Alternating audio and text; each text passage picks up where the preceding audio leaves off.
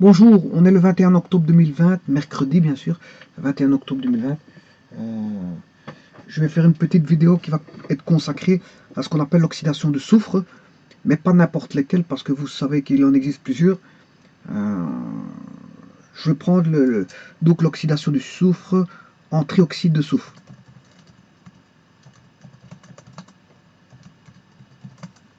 Voilà, en trioxyde. Bon, pour ça, tout d'abord, que faut-il dire là-dessus? Oxydation du soufre, en trioxyde de soufre. Bon, la première des choses, c'est que cette réaction est impossible au niveau de la bombe calorimétrique. On a une réaction impossible au niveau de la bombe calorimétrique. Donc par la méthode directe, on a une méthode directe qui est impossible. Du moins pour le trioxyde de soufre. Donc ce qui veut dire qu'on va passer par une méthode indirecte. Et cette méthode indirecte, ben, c'est la loi de Hess. Alors, on va parcourir des chemins. On a une situation initiale.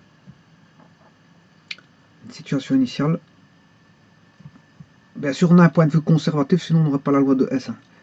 Au niveau énergétique. Bon, donc on a deux situations initiales. Ben, on a du soufre plus de l'oxygène. Et en situation finale, ben, on a du trioxyde de soufre. Alors, je rappelle que le soufre, c'est S. Ça, c'est le soufre, l'élément soufre, qui est un atome. Voilà. Et l'oxydation, mais l'oxydation, ça fait référence à l'oxygène. Donc, ça veut dire que le soufre va réagir avec l'oxygène. Mais on sait bien que quand le soufre réagit avec l'oxygène, ben, ça dépend des coefficients stoichiométriques qu'on a là. En fonction de ça, ben, on a soit voilà, du SO2 ou du SO3. Bon. Alors moi, ici, je vais mettre alpha S plus bêta O2, parce que bon, je ferai par après, là, je peux le faire tout de suite, hein, c'est pas un problème. Pour avoir du SO3, ah, moi ce qu'il me faut c'est du SO3. Et donc le produit final, ça sera du SO3. Voilà. Donc on a les réactifs qui sont la situation initiale. Voilà les réactifs. Et la situation finale, ce sont les produits. Et ici, on n'a qu'un seul produit, c'est le trioxyde de soufre.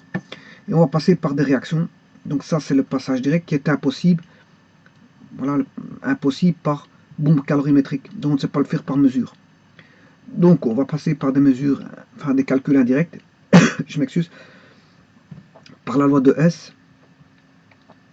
Et donc on va aller rechercher des réactions, plusieurs réactions. Voilà, bon, réaction R1, R2,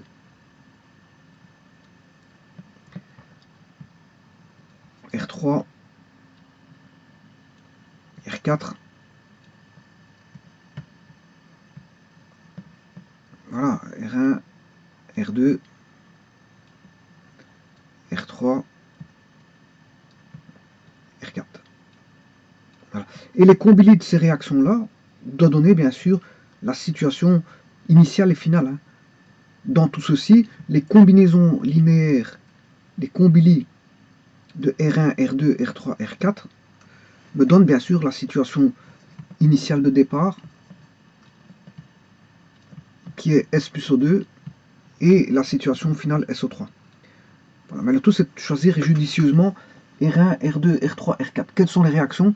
Bien sûr, vous aurez compris qu'on doit mesurer les enthalpies. Hein. Bon, on aurait pu calculer soit... bon, ici, il y a un petit problème. On aurait pu calculer soit les delta U, je peux calculer delta U, alors, ou les delta H. Mais ici, ça va être une combinaison de delta H. Hein. Je vais calculer les delta H et non pas les delta U.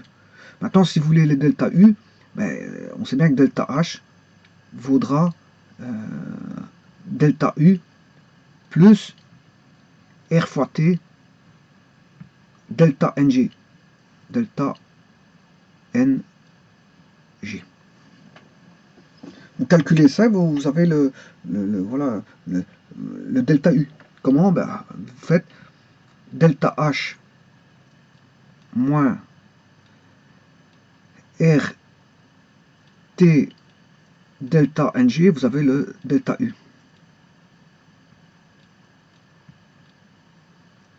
Voilà, donc par une simple différence. Hein. C'est une bête équation, et vous faites juste une différence. Voilà, vous cherchez le delta. D'un côté, vous cherchez le delta H, de l'autre côté, vous cherchez le delta U. Il n'y a rien de compliqué là-dessus. Et le delta NG, c'est la variation du mole de gaz de chacune des réactions. Hein. Là, réaction 1, réaction 2, réaction 3, réaction 4. Voilà, ça c'est le... Il ne faut pas perdre de vue ce schéma-là. Puisqu'en fait, c'est ce que je vais faire pour calculer le delta H, parce que moi, je ne veux pas calculer le delta U, mais le delta H. Voilà, delta H, voilà, qui est la chaleur à pression constante. Voilà, qui mesure l'énergie calorifique à pression constante, mais n'oubliez pas qu'il y a une composante pression. Hein. Composante de la pression constante qui va amener une variation de volume. Voilà. Et donc une variation du nombre de moles de gaz à une certaine température, qui est la température à l'état standard 298.15. Bon, la constante des gaz parfait, c'est 8,15. 8,315, je m'excuse. 8,315. Et il faut l'exprimer en kilojoules. Hein. Donc c'est en kilojoules par mole. Donc il faut faire un fois 10-3. Parce que je le mets en kilojoules, bien sûr, par mole et par Kelvin.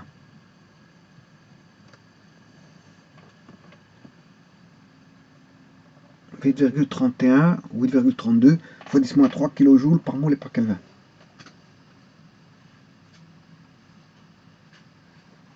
Bon, alors, ben, on va aller voir sur Internet, bon, les différentes possibilités. Les différentes possibilités de réaction de l'oxyde de soufre. Bon, celui qui n'a pas envie de voir voilà, les documentations, qu'à cela ne tienne, il peut, je veux dire, avancer, mais je veux dire, autant ne pas regarder ma vidéo si c'est pour avancer la vidéo, ne pas regarder les informations que je vais fournir. Parce qu'elles sont, je veux dire, fondamentales. Enfin, fondamentales, non, ça va pas changer votre vie, c'est pour ça, mais en tout cas, si vous voulez savoir un peu plus d'informations concernant la chimie, notamment voilà, les réactions du soufre, et j'en ai besoin ici, j'en ai besoin des réactions du soufre pour aller rechercher les réactions R1, R2, R3, R4. Voilà, pour établir le cycle de S, j'ai besoin voilà, des informations qui vont me donner les réactions chimiques. Voilà. Alors maintenant, je viens de dire, celui qui n'a pas envie de regarder, ben, ne regarde pas la vidéo, c'est pas un problème. Mais s'il veut passer ça, autant ne pas regarder la vidéo parce que ce sont des informations qui vont venir pour rechercher, voilà, rechercher, je veux dire, les réactions. Je vais rechercher les réactions. Donc il faut bien que j'aille consulter Internet. Voilà. Et avoir des informations sur ces réactions-là. Donc il faut, voilà, sur une base de documentation, aller dans la documentation et aller rechercher, je veux dire, ce qu'ils en disent sur les réactions, bien sûr, de l'oxyde de soufre, et d'aller rechercher les réactions adéquates pour avoir la réaction S plus O2 donne SO3. S plus O2 donne SO3. Voilà, donc maintenant, ça va être un petit peu long, ce que je vais faire au niveau de la consultation des informations, je veux dire, je m'excuse. Je m'excuse encore une fois. Bon, ça va être un petit peu long pour la consultation des informations. Voilà que je vais faire maintenant pour retrouver les réactions R1, R2, R3, R4. Et donc, je viens de dire que celui qui veut zapper ça, ben c'est un tort. C'est un tort. Je le répète encore une fois, autant ne pas regarder ma vidéo. Voilà, ceci étant dit, je vais démarrer à la consultation et faire la lecture des informations. Voilà. Sachant que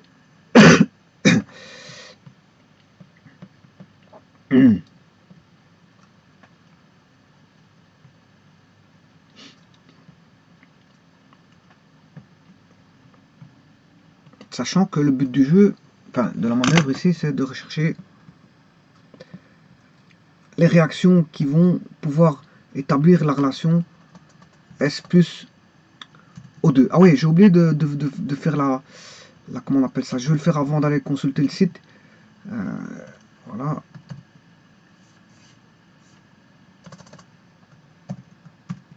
Il faut rechercher SO3. Sachant qu'ici, on a bien sûr de l'oxygène. Hein. C'est du soufre. Bon, on ira voir sur Internet, je vous dis tout de suite, le soufre, c'est solide. Ici, on a en thermochimie. Thermochimie, vous êtes obligé de mettre les états obligatoires. Pourquoi? Parce que quand on a delta U est égal à delta H plus, enfin moins, ici c'est un moins, c'est plutôt un moins, donc je préfère mettre le delta H. Quand on a delta H égale delta U plus RT delta NG, ben là on a une variation du nombre de moles de gaz, donc autant savoir qu'est-ce qui est gazeux ou pas. Hein. Si on veut faire la différence, il faut savoir quels sont les états gazeux, parce que si vous ne le savez pas, vous ne savez pas faire le delta NG. Donc vous êtes obligé de mettre les états. Ici, il est gaz. Voilà. Et normalement, pour les SO3, on va regarder. Point d'interrogation. Donc on a un solide plus un gaz. Voilà. On va regarder ce que ça va donner. Bon. Alors pour ça, on va aller consulter les informations. Tout d'abord, je vais commencer par le monoxyde de soufre. On a le SO. Je vais aller consulter le SO, le SO2, SO3. Bon, peut-être pour trouver le SO3, peut-être sera-t-il amené d'aller rechercher le SO. On verra. Sera-t-on amené à aller rechercher le SO2? On verra. Sera-t-on amené à rechercher d'autres réactions qui seraient autres que le SO2 ou en combinaison avec le SO2 ou en combinaison avec le SO?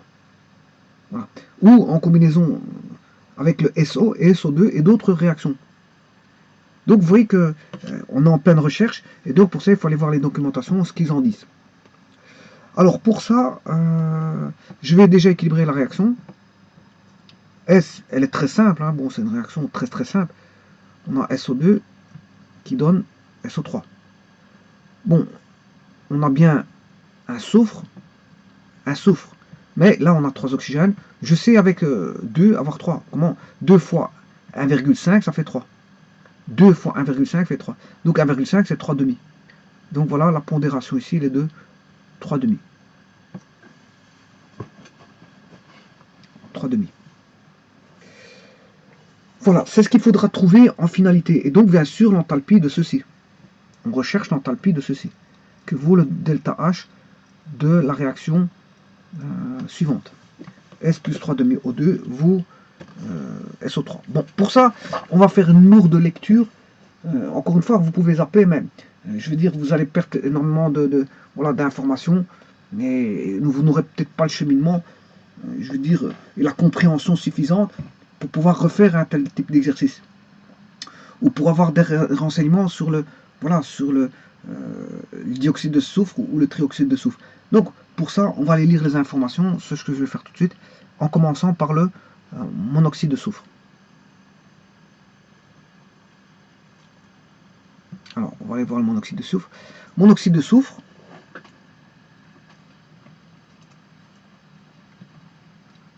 voilà. Monoxyde de soufre est un composé chimique de formule SO. Cette molécule est instable du point de vue thermodynamique. Ici, c'est plutôt thermochimique. Hein. On dit thermodynamique, mais thermochimique, parce que voilà, on est en chimie. Voilà. Et n'existe tel quel qu'à l'état gazeux. Donc, vous voyez que le SO, il est à l'état gazeux dilué. Alors, elle dimérise, SO devient S2O2, à l'état condensé, bien sûr, parfois appelé peroxyde de soufre. C'est la raison pour laquelle le monoxyde de soufre a été détecté dans l'espace, mais n'existe pas naturellement sur Terre.